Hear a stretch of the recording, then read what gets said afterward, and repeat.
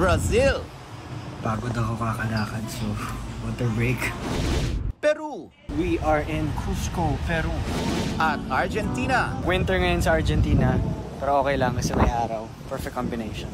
Tatlong bansa sa South America ang solong pinasyalan ni Miguel Tan Felix para sa kanyang 27th birthday.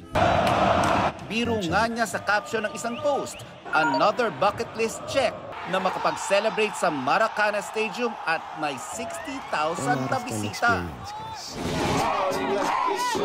Pagbalik sa bansa, isang heartwarming salubong ang inihanda ng mga tunay na taga-suporta ni Miguel. Lagi naman masaya kasama sila.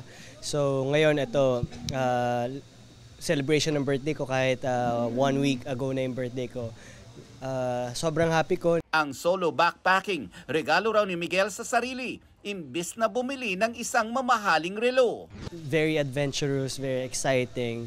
And at the same time, sobrang na-enjoy ko to dahil ang dami kong cities na napuntahan, nakadalawang wonders of the world ako, yung Machu Picchu, pati yung Christ the Redeemer. So, very grateful ako sa trip na to. Isa sa mga favorite kong ginawa doon yung nag-sandboarding ako sa Ica, Peru. Wala talaga yon sa plano ko. Nung nasa Lima ako, nakita ko lang sa TikTok na pwede kang mag-sandboarding tapos pwede kang pumunta sa isang oasis sa city doon sa Peru.